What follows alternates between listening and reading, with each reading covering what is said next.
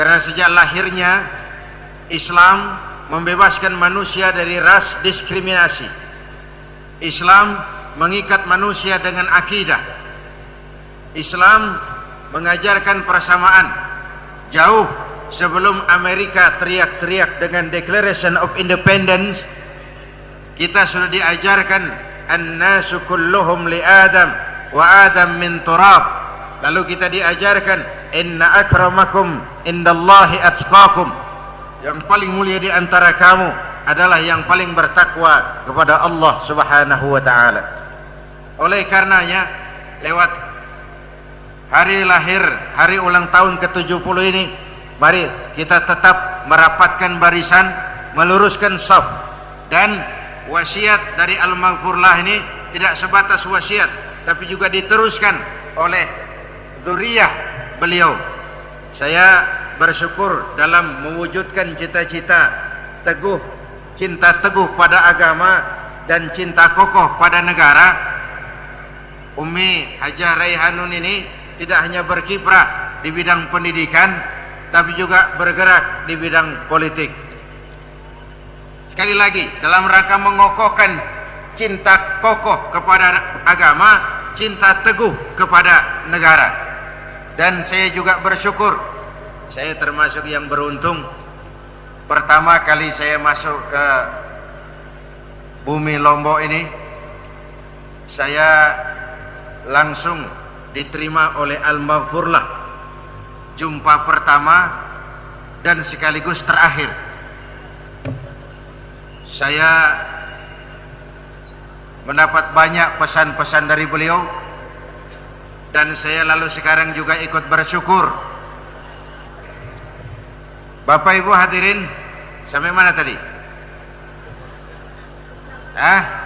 Saya termasuk yang bersyukur bahwa pewaris beliau, Umi Hajah Raihanun dan Ustaz Abdul Hai, berjuang bersama-sama saya dan berhasil mengantar salah satu cucu dari Al-Maghfurlah untuk sekarang berjuang secara formal di parlemen, menjadi anggota Dewan Pimpinan Rakyat di pusat sana.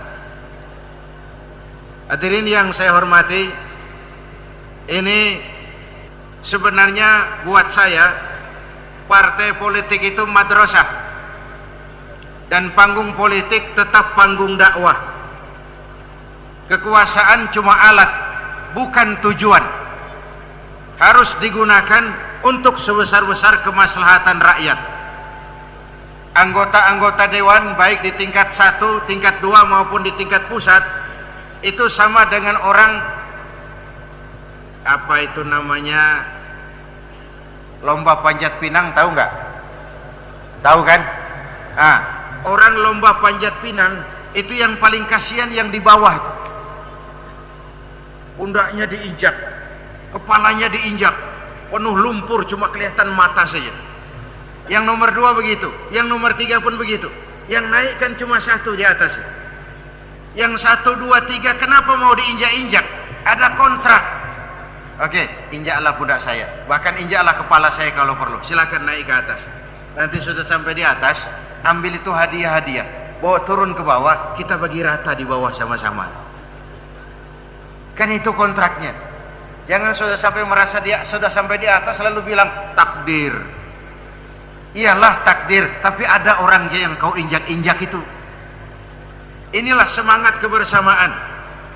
Inilah semangat keutuhan yang ingin kita jaga dan kita kembangkan secara bersama-sama.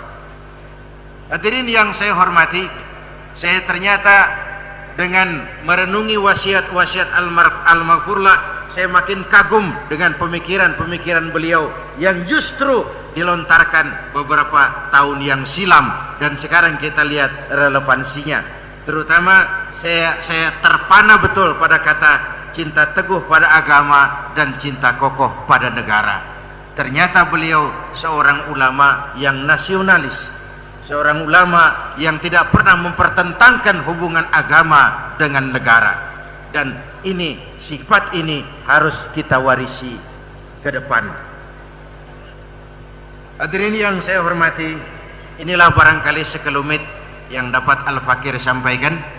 Mudah-mudahan ada manfaatnya.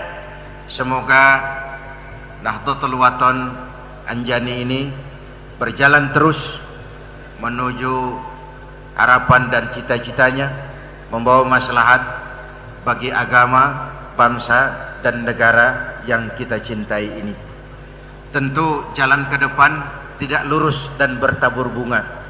Banyak onak dan duri, menanjak dan menurun. Tetapi sekali layar terkembang, jangan surut mundur ke belakang.